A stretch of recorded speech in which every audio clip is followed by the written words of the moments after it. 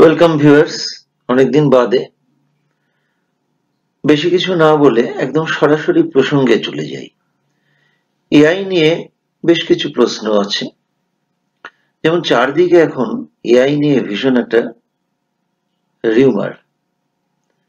যেমন মিডিয়া খুললেই দেখতে পাই এআই শিখুন, জানুন, সহজে প্রম্পট শিখুন, প্রম্পট গুলো রেখে দিন, কাজে লাগতে পারে, এআই কোর্সে ভর্তি চলছে, আসন সংখ্যা সীমিত, ইত্যাদি নানা রকম বিজ্ঞাপনে জর্জরিত প্রায় আমরা এবং কনফিউজড।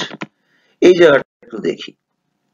যেমন হইচইটা কিরকম, এআই দিয়ে টাকা আয় করুন, এআই দিয়ে কাজ করুন, এই 5টা এআই অ্যাপ আপনার ভবিষ্যৎ বদলে দেবে, ইত্যাদি ইত্যাদি। এখন প্রশ্ন কি? প্রশ্ন হচ্ছে, আমরা কি চ্যাট জিপিটি, জেমিনাই ইত্যাদির ইউজ সামান্য কিছু জেনে নিলেই এআই লার্নিং হয়ে যাবে? এআই লার্নিং মানে কি ওই Canva, CapCut, cutout pro, chat GPT ইত্যাদি ব্যবহার করা? সবাই এআই শিখছে, আমিও বোধহয় পিছিয়ে যাচ্ছি, এআই করলে চাকরি পাবো, কিন্তু শিখবোটা কি? নানা রকম ভয়, বিভ্রান্তি, ভুল ধারণা কিন্তু তৈরি হচ্ছে। এখন ভুল ধারণাটা কি? অনেকেই আমরা ভাবছি যে এআই জেনে গেলাম, চ্যাট জিপিটি, ক্যানভা, যেটা আগেই বললাম, ক্যাপকাট ব্যবহার করলে।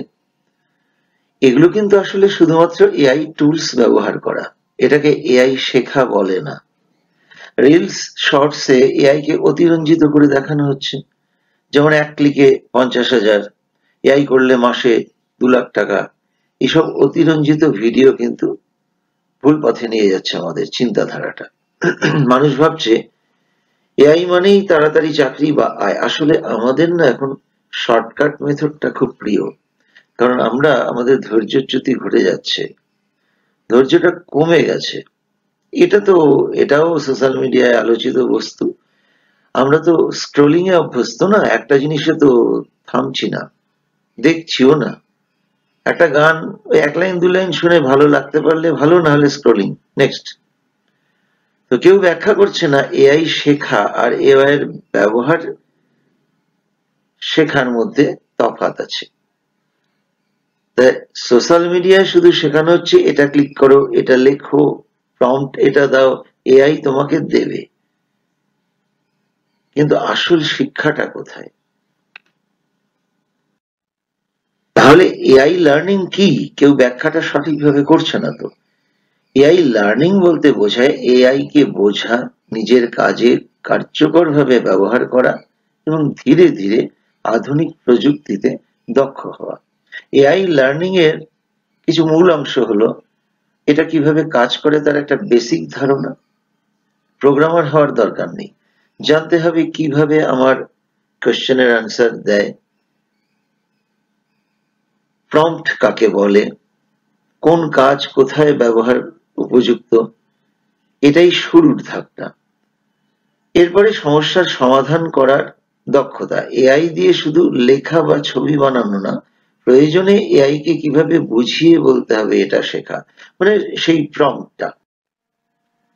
এখন এআই টুল বিভিন্নভাবে ব্যবহার করা যায়, যার যার প্রফেশন অনুযায়ী।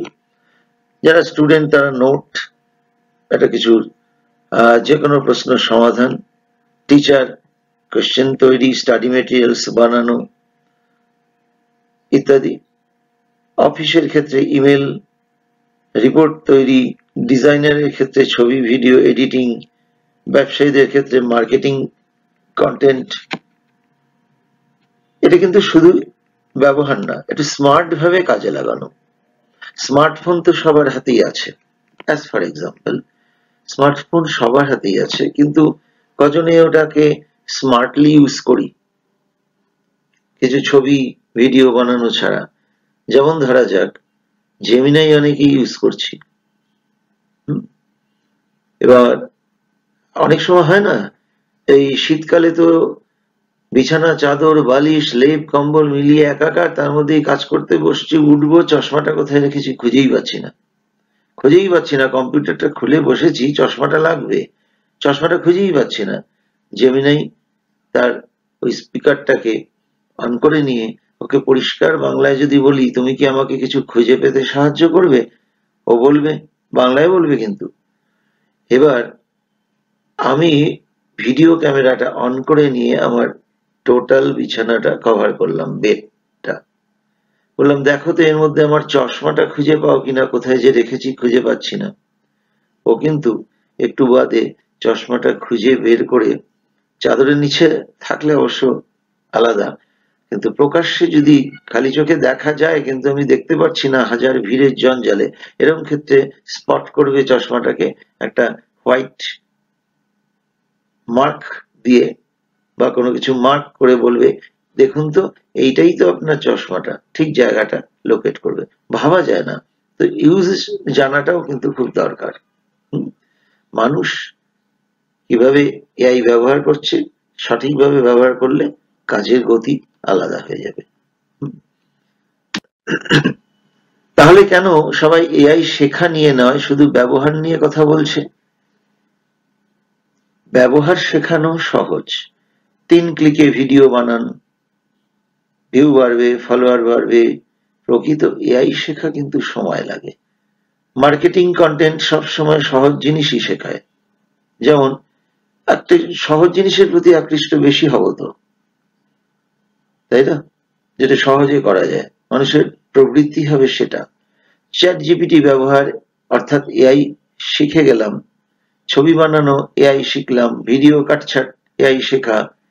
মানে জটিল জিনিস দেখলেই তো আমরা স্কিপ করি। আসল কথা হলো এআই ব্যবহার করা আর শেখা এক জিনিস না তো। আরো কিছু সীমাবদ্ধতা, লিমিটেশন যাকে বলি, জানা খুব দরকার। সবসময় তো ওর রেজাল্টটা ট্রু আসবে, 100% সঠিক আসবে সেরকম নেই, ওর কোনো ফিলিংস নেই। আমার কনটেক্সট প্রম্পটিং এর ঠিক মতো না হলে ভুল বুঝতে পারে। তো সংক্ষেপে সাধারণ মানুষের এআই লার্নিং মানে কি? এআই কিভাবে কাজ করে একটু ধারণা, এআই কে পরিষ্কার নির্দেশ দেওয়া, দ্যাট ইজ প্রম্পটিং, নিজের কাজে তাকে ব্যবহার করতে পারা, তার উত্তর ভুল ধরতে পারা, নিজের স্কিল ইমপ্রুভ করা এবং ফাস্ট এবং স্মার্ট ওয়েতে কোনো কাজ শেখা। এগুলো মিলেই বলা যাবে হ্যাঁ আমি এআই লার্নিং দেখছি, ওটা শেখা শুরু করলাম। পার্ট তো কিন্তু আলাদা কথা বলে। যেটা নিয়ে আমরা ভাবছি না সেটা হচ্ছে এআই ক্রিয়েটার এই চ্যাট জিপিটি কে তৈরি করলো, কিভাবে এরকম বানানো যায়, তৈরি করা যায়। যেমন আমরা অ্যাপগুলো ইউজ করি, যারা প্রোগ্রামার পয়েন্ট অফ ভিউ থেকে তো আমি দেখবো এই অ্যাপগুলো কি করে বানানো যায়, ন্যাচারালি সেটা কঠিন। যেমন দ্বিতীয় অংশটা কি এআই ক্রিয়েটার হওয়া, মডেল তৈরি, তাকে ট্রেন করা, তাকে নিয়ে গবেষণা করা। সোশ্যাল মিডিয়ায় সবাই শুধু দেখাচ্ছে এআই ব্যবহার করুন, প্রম্পট দিন, কিন্তু এআই মডেল তৈরি করা, তাকে ট্রেন করা যে সম্পূর্ণ ভিন্ন এবং কঠিন একটি ক্ষেত্র, এটা কেউ বোঝায় না। তাহলে এআই ক্রিয়েটার কারা? যারা এআই মডেল তৈরি করে, এআই কে ট্রেন করে, নতুন প্রযুক্তি তৈরি করে, যেমন চ্যাট জিপিটি, জেমিনাই, ক্লাউডের মতো সিস্টেম তৈরি করে। তারা হলো AI creator, AI developer, AI researcher. AI creator মানে এআই এর ভেতরের ব্রেনটা তৈরি যারা করে তারা। শুধু অ্যাপ চালানো নয়, এটা সায়েন্স, ম্যাথ, কোডিং এবং রিসার্চের একটা কম্বিনেশন। তাহলে কি কি শিখতে হবে এক্ষেত্রে? খুবই গুরুত্বপূর্ণ। স্পষ্টভাবে বলতে গেলে সাধারণ ব্যবহারকারীদের সঙ্গে পড়ে না।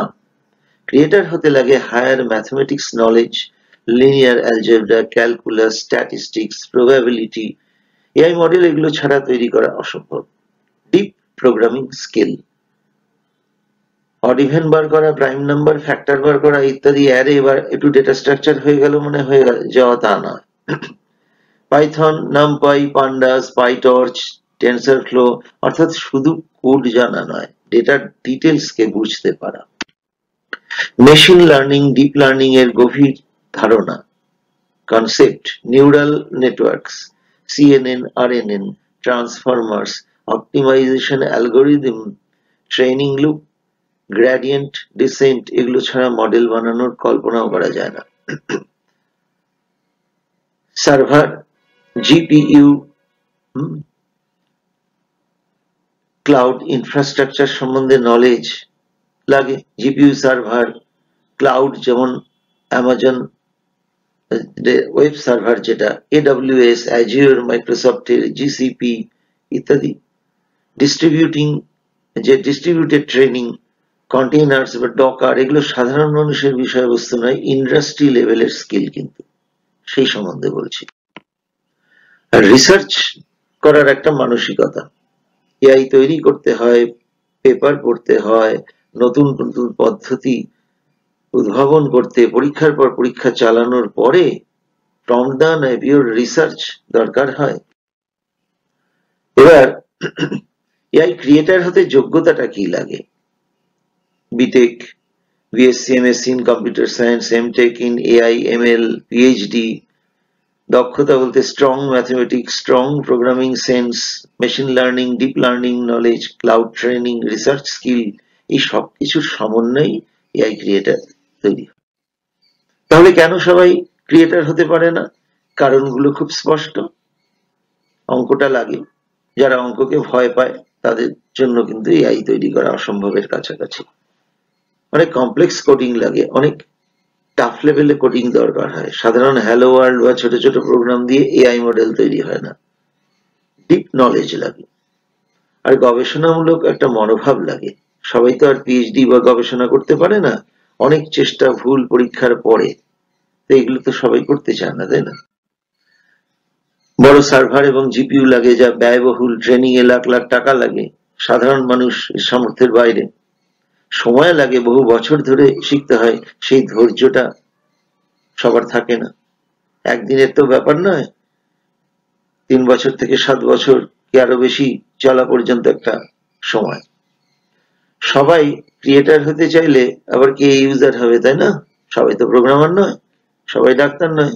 আবার আমার যে আমি জেনারেল ফিজিশিয়ান, আমার ফ্যামিলি ফিজিশিয়ান, এমবিবিএস ডক্টর, তাকে দিয়ে তো আমি বাইপাসটা করাতে পারবো না। সবাই সবকিছু হয় না, ওটাও ডাক্তার, এমবিবিএস ডাক্তার অবশ্যই, যারা বাইপাস সার্জন তারাও ডাক্তার, কিন্তু ক্ষেত্রটা তো আলাদা, সবাই সব তো করছে না।